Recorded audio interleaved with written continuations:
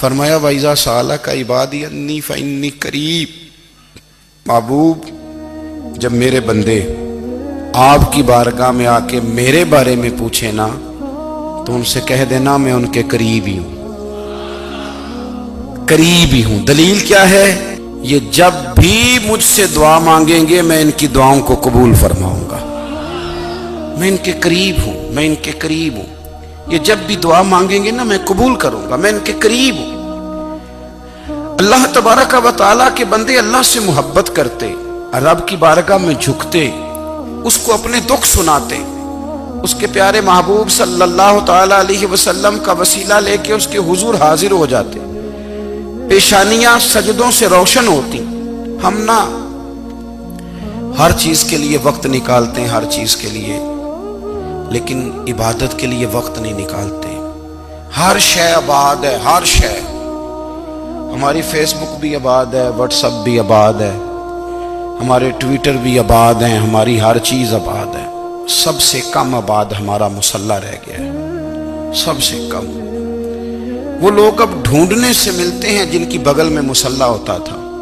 میرے بھائی، آپ کتنا کو دنیا کے پیچھے بھاگو گے تھکا دے گی، کتنا دولت کے پیچھے بھاگو گے تھکا دے گی۔ آپ جب اپنی زندگی میں جمع تفریق کرو گے نا تو مرتے وقت احساس ہوگا کہ سارا کچھ تو لوگوں کے لیے کیا، اپنے لیے تو کر ہی کچھ نہیں سکے۔ اور ہم عبادت کے معاملے میں بہانے بازی بھی کرتے ہیں۔ ہم کہتے ہیں اوہو رزق کمانا بھی تو عبادت ہی ہے نا، تو میں حلال روزی کے لیے جا رہا ہوں، یہ بھی تو عبادت ہے نا۔ میری طرح کے لوگ کہہ دیتے ہیں کہ میں سویرے اٹھ کے مدرسے میں کچھ اسباق دیکھتا ہوں تو یہ بھی تو عبادت ہے، میں بیان کرنے کے لیے مطالعہ کرتا ہوں تو یہ بھی تو عبادت ہے نا، اتنے لمبے سفر کر کے ملک میں دنیا میں گھومتا ہوں تو یہ بھی تو میں عبادت ہی کر رہا ہوں۔ اب اسپیشل نفلوں کے لیے وقت کس طرح نکلے، اسپیشل کر کے تسبیح میں کیسے چلاؤں، میں سارا کچھ ہم بہانے بنا لیتے ہیں نا۔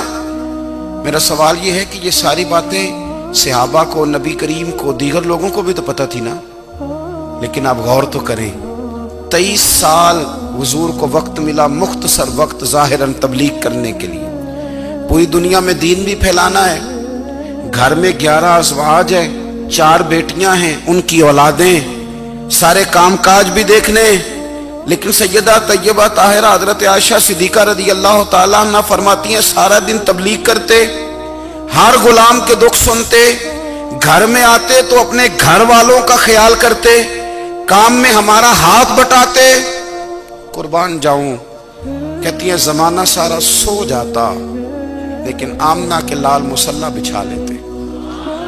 دنیا سو گئی، ساری سب سو گئے، جو خدام تھے، وہ جو غلام تھے وہ سو گئے۔ صحیح مسلم میں لفظ ملیں گے، سیدہ پاک فرماتی ہیں او میرے نبی کے غلاموں، میں نے یہ رنگ بھی دیکھا ہے کہ حضور نے اتنا کھڑے رہے، اتنا قیام کیا، اتنا قیام کیا کہ مقدس پیروں میں ورم آ گئے، سوج گئے پیر، اتنے بڑے۔ دل پہ ہاتھ رکھ کے نہیں بتا سکتا کہ میرے کبھی نماز میں پیر سوج گئے، کوئی نہیں بتا سکتا۔ بچوں کی روٹی کماتے تھک گئے بات الگ ہے، ہم سیر کرنے گئے تو تھک گئے بات الگ ہے، لیکن عبادت میں یہ بھی تو مسلم شریف ہے نا، یہ بھی تو دین ہے نا، یہ بھی تو حضور کی سنت ہے، یہ بھی تو وہ چیز ہے جو کریم کی آنکھوں کی ٹھنڈک ہے۔ سیدہ فرماتی ہیں پیروں میں ورم آ گئے، اور ساری رات ہی حضور نے نماز پڑھی اور ایک ہی آیت بار بار دہرائی۔ مسجد نبوی میں بلال حبشی نے فجر کی اذان دے دی اور حضور ابھی مصلی پہ تھے، کریم فارغ ہوئے، میں نے عرض کی یا رسول اللہ صلی اللہ علیہ وسلم، آپ کے تو صدقے اللہ اگلے پچھلوں کے گناہ معاف کرے گا، تو آپ اتنی آہوزاری کیوں فرماتے ہیں؟ آپ تو شفیع ہیں، آپ تو انبیاء کے امام ہیں۔ تو حضور نے فرمایا عائشہ تم نے گنوایا ہے نا میرے اللہ کی مجھ پر کتنی رحمت ہے، افلا اکون عبدا شکورا، فرمایا اگر اس نے اتنی نعمتیں دی ہیں تو کیا میں اس کا شکر گزار بندہ نہ بنوں، میں شکر گزار بندہ نہ بنوں اس کا؟ پھر اگر اتنی نعمتیں اس نے دی ہیں، مجھے اتنا نوازا ہے، تو پھر میں اس کے سامنے سجدے نہ کروں؟ او میرے بھائی، بڑے قابل فخر لوگ ہیں ہم کہ ہم نبی پاک کے غلام ہیں، ہم قابل فخر ہیں کہ نبی کریم کے غلام ہیں، کیا کبھی اس غلامی کے شکرانے میں بھی 2 نفل پڑھے کہ یا اللہ تیرا شکر ہے تو نے ہمیں حضور کا غلام بنایا ہے؟ یاد رکھیں کہ اپنی روحانی زندگی کو آباد کریں، استغفار پڑھیں، تسبیحات کریں۔ حضرت عبداللہ ابن عمر رضی اللہ تعالیٰ عنہ حضرت عمر کے صاحبزادے، مکہ مکرمہ میں ان کی قبر ہے۔ میں نے جب انہیں پڑھا تو مجھے ان سے بڑا پیار ہو گیا، لیکن آپ کو پتہ ہے وہاں جا کے کسی شخص کا مزار تلاش کرنا یا پوچھنا ایک مشکل کام ہوتا ہے۔ تو ایک دفعہ میں مکہ شریف میں حاضر تھا تو ایک گاڑی والا ڈرائیور مجھے کہنے لگا کہ مولانا میں آپ کو جانتا ہوں، مجھے آپ سے محبت ہے، ایک بات بتاؤں آپ کو؟ میں نے کہا بتاؤ۔ کہنے لگے حضرت عبداللہ ابن عمر کی قبر دیکھنی ہے۔ میں نے کہا یہ تو نہیں کہہ رہا، یہ کسی نے بندوبست کرایا ہے، یہ اللہ نے تیرے دل میں بات ڈالی ہے، یہ ہو گیا تو لے چل مجھے۔ حضرت عبداللہ ابن عمر کو نبی پاک نے فرمایا تھا راجل صالح، یہ نیک بندہ ہے، یہ متقی آدمی۔ حضرت عبداللہ ابن عمر رضی اللہ تعالیٰ عنہ سیدنا فاروق اعظم رضی اللہ تعالیٰ عنہ کے صاحبزادے ہیں، اور ان کی ہمشیرہ سیدہ حفصہ رضی اللہ تعالیٰ عنہ حضور کی زوجہ محترمہ۔ ایک دن اپنی ہمشیرہ سے کہنے لگے کہ نبی کریم صلی اللہ تعالیٰ علیہ وسلم گھر میں آئے نا، اور اگر حضور غم امت میں پریشان نہ ہوں، طبیعت کو حشاش بشاش دیکھو تو ذرا پوچھنا تو صحیح حضور کا میرے بارے میں کیا خیال ہے، پوچھنا تو صحیح کہ کریم کی بارگاہ میں میرا کیا مقام ہے، میرے بارے میں حضور کیا فرماتے ہیں۔ اب بہن کو کام بتائے اور بتائے بھی بھائی، اور کوئی بہن وہ کام نہ کرے، یہ تاریخ میں ہوتا نہیں۔ حضرت عمر فاروق رضی اللہ تعالیٰ عنہ کی صاحبزادی ام المومنین رضی اللہ تعالیٰ عنہ فرماتی ہیں کہ میں تو بس منتظر تھی، انہوں نے تو کہا تھا نا کہ اگر تم حشاش بشاش دیکھو تو بات کرنا، لیکن حضور تشریف لائے، میری باری تھی، میرے گھر تشریف لائے، کھانا پیش کیا تو فوراً میں نے عرض کی حضور ایک بات پوچھنی تھی۔ تو حضور نے فرمایا پوچھئے۔ میں نے عرض کی حضور میرے بھائی عبداللہ ابن عمر کے بارے میں آپ کا کیا خیال ہے؟ نوجوانوں میری بات پہ غور کرنا، میرے بھائی کے بارے میں آپ کا کیا خیال ہے؟ تو نبی کریم صلی اللہ تعالیٰ علیہ وآلہ وسلم نے میری طرف دیکھا اور پھر حضور زیر لب تھوڑا مسکرائے، اور بریلی کے امام کہتے ہیں کہ حضور مسکرا دیتے تھے نا تو جو بڑا دکھی ہوتا تھا وہ بھی ہنس پڑتا تھا۔ اب سوال پیدا ہوتا تھا کہ پھر تو اس مسکراہٹ کے لیے انتظار کرنا پڑتا ہوگا کئی مہینے کہ حضور مسکرائیں تو رونے والے ہنسیں، تو اعلیٰ حضرت فرماتے نہیں، انتظار نہیں کرنا پڑتا، یہ مسکراتے رہنا تو حضور کی عادت ہے۔ جس کی تسکین سے روتے ہوئے ہنس پڑے اس تبسم کی عادت پہ لاکھوں سلام۔ یعنی یہ تو عادت ہے حضور کی مسکراتے رہنا، اس کے لیے انتظار نہیں کرنا پڑتا۔ بھائیو آپ خیال رکھیں گے، غور کریں گے، حضرت عبداللہ ابن عمر رضی اللہ تعالیٰ عنہ کے بارے میں پوچھا تو سیدہ فرماتی ہیں کہ نبی کریم صلی اللہ تعالیٰ علیہ وسلم نہ زیر لب مسکرائے اور فرمایا حفصہ تیرا بھائی ہے تو اچھا، لیکن میں نے سنا ہے کہ عشاء کی نماز پڑھتا ہے تو فجر تک سویا ہی رہتا ہے۔ او نوجوانوں، 10 بجے تک سونے کی بات نہیں ہوئی، 9 بجے تک سونے کی بات نہیں ہوئی، 11 بجے اٹھنے کی بات نہیں۔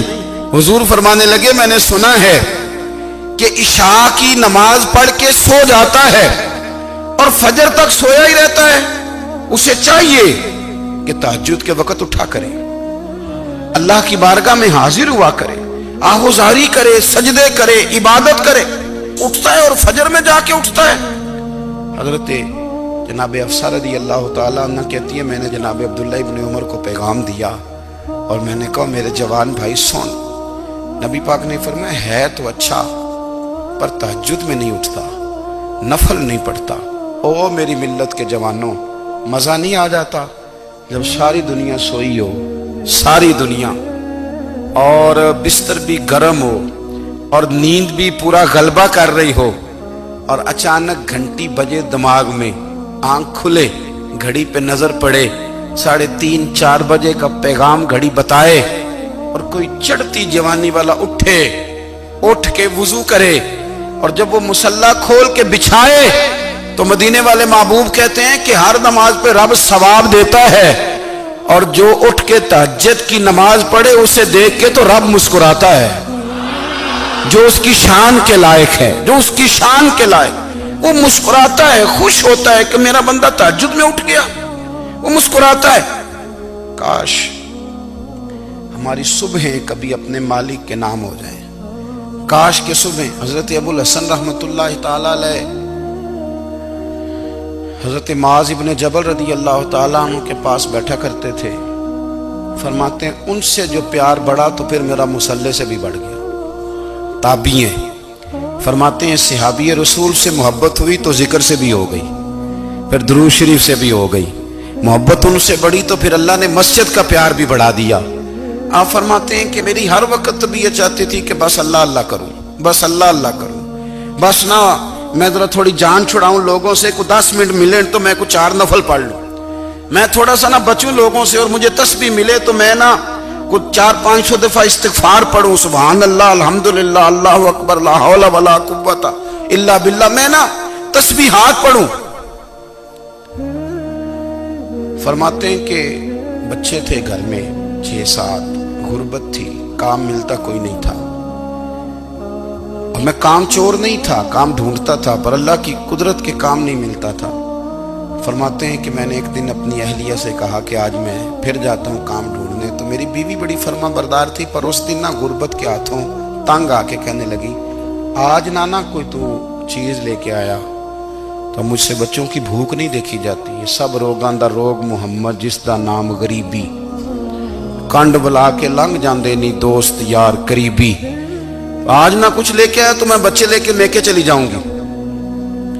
شیخ فرماتے ہیں کہ میں بڑا پریشان گھر سے نکلا، پر میں نے صبح سے لے کے زور تک کام ڈھونڈا، کام ملا کوئی نہیں، تو میرے دل میں خیال آیا چلو کام نہیں ملتا تو اللہ اللہ تو کرے نا، چلو بندوں کی مزدوری نہیں ملتی تو رب کریم کی عبادت ہی کرتے ہیں۔ فرماتے ہیں کہ میں نے نا فرات کے پانی سے وضو کیا، نہر کے، شدید دھوپ تھی، ساتھ ریت تھی اور ریت تپ رہی تھی، میں نے اپنا رومال وہیں مصلی کے طور پر بچھا لیا، اور فرماتے ہیں کہ زور سے لے کر عصر تک نماز پڑھی، دھوپ بھی پورے زور پہ، پر میرے سجدے کا ذوق بھی پورے زور پہ۔ فرماتے ہیں سورج بھی چمک رہا ہے اور رب کی عبادت کا ذوق بھی پورے زور پہ، میں سجدہ کروں تو پھر میرا اٹھانے کو جی نہ چاہے۔ میرے استاد لکھا کرتے تھے، یہ ان کا شعر ہے، وہ کہا کرتے تھے مجھے سوز دے، مجھے ساز دے، اور مجھے نیم شب کا نیاز دے، دم سجدہ خود کو میں توڑ دوں، مجھے ایسا ذوق نماز دے، اور میں تیری بہار کا پھول ہوں، میں کھلا بھی ہوں تو تیرے لیے، مجھے میری شاخ سے توڑ لے، مجھے اپنی زلف کا ناز دے۔ بھائی فرماتے ہیں کہ عصر تک میں نے نفل پڑھے، دل ڈھلنے لگا، عصر کی نماز پڑھی اور میں وہاں سے چلا۔ اب میں جب نکلنے لگا تو دل میں خیال آیا کہ چھوٹی چھوٹی دیواریں ہیں گھر کی، بغیر کچھ لیے جاؤں گا تو بیوی دور سے دیکھے گی تو شور کرے گی کہ پھر خالی ہاتھ آ گیا ہے۔ کہتے میں نے اپنے اسی رومال میں جس پہ میں نے نماز پڑھی تھی نا، رومال میں کی آخی دے پنجابی جو صافہ کہتے ہیں، اسی میں نا میں نے کچھ ریت بھر لی کہ وہ دور سے دیکھے گی تو سمجھے گی کچھ لے کے آیا ہے، چلو جا کے اسے بتا دوں گا کہ آج پھر مزدوری نہیں ملی۔ کہتے ہیں وہ ریت لے کر جب میں گھر میں گیا تو پہلے بیوی دروازے پہ کھڑی ہوتی تھی، پوچھتی تھی خالی ہاتھ آ گئے ہو؟ آج میں نے دیکھا تو ہے ہی کوئی نہیں۔ فرماتے ہیں میں اندر داخل ہوا، سلام لیے، کونے میں میں نے وہ رومال رکھ دیا اور میں نے آواز دی کہ بھلی مانس کہاں ہو؟ تو وہ کہنے لگی آپ منہ ہاتھ دھو لیں، میں روٹی لے کے آئی۔ میں نے کہا روٹی کہاں سے آ گئی؟ یہاں تو کئی دنوں کے فاقے، تو کئی دنوں کی غربت ہے، یہاں تو اس گھر میں تو فقیری ہے۔ فرماتے ہیں کہ وہ روٹی لے کے آئی اور اس وقت کی جو موجودہ نعمتیں تھیں، سمجھ لیں سلاد، اچار، ہر چیز ساتھ لائی۔ میں نے کہا کہ بچے کہاں گئے؟ کہنے لگی وہ کھانا کھا کے کھیلنے گئے، آپ کھانا کھا لیں آ جاتے۔ کھانا اس نے چن دیا۔ میں نے حیرت انگیز لہجے میں ساری نعمتیں اپنے دسترخوان پہ دیکھ کر کے بیوی سے پوچھا یہ کہاں سے آیا کھانا؟ بچوں کو تو نے کہاں سے کھانا کھلایا؟ یہ سارا کچھ کیسا ہے؟ کہنے لگی پتہ نہیں آج آپ کس کریم کی مزدوری کرنے چلے گئے تھے۔ پتہ نہیں کس کریم کی میرے گھر میں تو اتنی نعمتیں آئی ہیں کہ مجھ سے سنبھالی نہیں جا رہی، اتنا اناج ہے، اتنا گندم ہے، کس کریم کے دروازے آج چلے گئے تھے؟ یہ کہتے کہتے وہ اٹھی اور اٹھ کر کے کہنے لگی پہلے ہی بڑا کچھ آیا تھا، اب کیا لے آئے ہو؟ اور جا کر کے نا اس نے وہ ریت والا رومال کھولا، کہنے لگے میں تو لے کے آیا تھا ریت، تو میرے رب نے اسے بھی سونے اور ہیرے بنا دیا تھا۔ جب آپ کی توجہ اللہ کی جانب، میرے نبی پاک صلی اللہ تعالی علیہ وسلم نے فرمایا ہر چیز اپنے رب سے مانگ، ہر چیز مانگ، ہر چیز مانگ۔ یا رسول اللہ کیا کچھ؟ میرے محبوب نے فرمایا تیرے گھر میں نمک بھی ختم ہو جائے تو وہ بھی اپنے رب سے مانگا کر، تو مانگنا وہ تجھے دے گا، تو اس کی بارگاہ میں کشکول طلب دراز تو کرنا۔ اور ترمذی شریف میں عجیب لفظ ہے، رسول کائنات نے فرمایا، رب کریم فرماتا ہے جب میرا بندہ ہاتھ اٹھاتا ہے نا تو مجھے حیا آتی ہے کہ میں خالی کیسے لوٹا دوں اس کے۔ اتنے بڑے بادشاہ کی بارگاہ میں دعا کی بڑی طاقت ہے۔ میرے نبی پاک نے فرمایا دعا مومن کا ہتھیار ہے، دعا مومن کا، دعا مومن کا۔ حضور نے فرمایا تقدیر کو سوائے دعا کے کوئی چیز نہیں بدل سکتی۔ دعا مومن کا ہتھیار ہے، یہ کافر کے پاس کوئی نہیں، یہ ہتھیار ہے مومن کا۔ اللہ کرے آپ کو سمجھ آئے، پھر سنیں، کئی بار کہہ چکا ہوں یہ ہتھیار ہے۔ کافر کے مقابلے میں جو تیرے پاس سب سے بڑا ہتھیار ہے وہ دعا ہے۔ دعائیں کرانی چھوڑ دی، کرنی چھوڑ دی، لینی چھوڑ دی۔ حضرت سیدنا انس بن مالک رضی اللہ تعالیٰ عنہ فرمایا کرتے تھے میں نے وہ رنگ دیکھا ہے جب حضور دعا مانگتے تھے اور حضور کی مقدس آنکھوں میں آنسو بھی ساتھ ہی بہا کرتے تھے، میں نے وہ انداز دیکھا ہے۔ بھائی اپنا مصلی کا، عبادت کا، وظائف کا، اللہ اللہ کا سلسلہ اس کو مضبوط کریں، اپنی دعاؤں کے تعلق کو مضبوط کریں۔ دعائیں بڑے انقلاب برپا کر دیتی ہیں۔ ہم تھوڑے تھوڑے نا جب سے خشک ہوئے ہیں نا، خشک، اور میری تو جماعت ہی صوفیاء کی جماعت تھی، ہم تو داتا علی اجمیری کی جماعت سے، ہم تو خواجہ اجمیری کی جماعت سے، ہم تو شیخ احمد فاروق سرہندی کی جماعت سے، ہم تو صوفیاء کی جماعت۔ ہماری جماعت نے بھی وہ تعلق جو ہمارے بزرگوں نے بنایا تھا۔ بزرگ اللہ کے قریب کیسے جاتا ہے؟ تو ہمارے یہاں نا بہت سارے لوگ کہتے ہیں جی نظر ہو گئی تو کام ہو گیا۔ بھائی جو بخاری مسلم میں طریقہ ہے نا اللہ کا قرب پانے کا وہ تو نفل ہے۔ نبی کریم علیہ السلام نے فرمایا بندہ نفلوں کے ذریعے رب کے قریب جاتا ہے، اور اتنا قریب جاتا ہے کہ پھر اللہ اس کی زبان بن جاتا ہے، اللہ اس کی آنکھیں بن جاتا ہے، کان بن جاتا ہے، ہاتھ اور پیر بن جاتا ہے۔ تو یہ تو عبادت ہے، یہ تو اللہ کی بارگاہ کی حاضری ہے جو آپ کو اللہ کے قریب کرے گی۔